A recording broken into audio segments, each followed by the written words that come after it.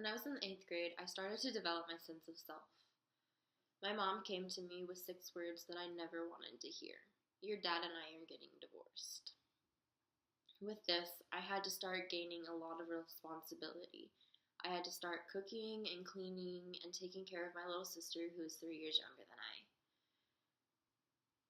I needed to figure out who I was because I had absolutely no idea what was going on in my life.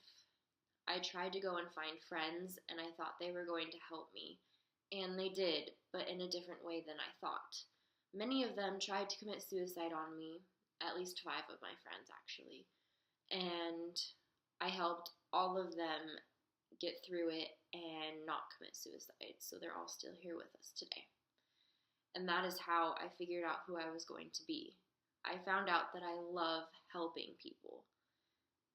There was a time in my high school career where my sister ended up finding a guy online, and he blackmailed her and tried to get her to do things over Skype, which she did, and he blackmailed her into putting them on the internet.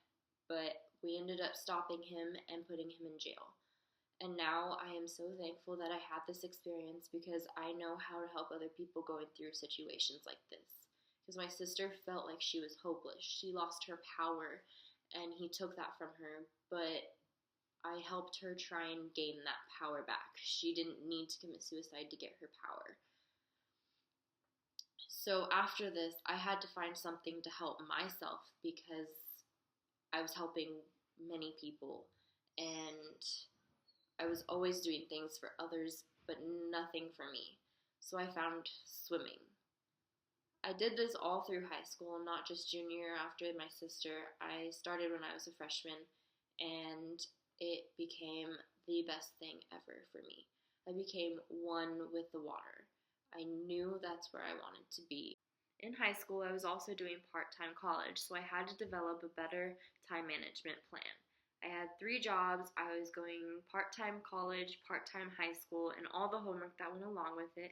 I was also on the swim team, job shadowing, and volunteering. So I had a really busy schedule, and I had to really develop a better time management thing so I could get everything done when it needed to be done. I got accepted into ASU and GCU, and ASU was my dream school. I wanted to go to ASU and get my psychology degree with a minor in pre-med so I can get into medical school and then become a psychiatrist and help children. But that all changed when I didn't get the Daniels Fund that I applied for, which would have paid for all 4 years at ASU. And since I didn't get that, I decided that GCU was going to be my school. I went here on a tour right after I found out that I didn't get the scholarship, and I absolutely fell in love with the campus. I felt like God was speaking to me, telling me that I was not to worry about going into medical school or being away from home and making friends. I knew that this school was where I was meant to be for the next 3 years. It became my home. I ended up meeting my best friend here my first year, and she was my suite mate. And she brought me closer to God. She helped me love myself. I absolutely hated myself after my parents got divorced and how I had to go through so much trouble with everybody. And so I just developed a better sense of who I was with her. She's there for me, and I'm there for her, which is absolutely amazing. This past November, my dad passed away, and that was really hard on me. I didn't get along with him very well at all, and the only time we would ever really talk was on holidays or birthdays or when things were going really, really right or really, really wrong.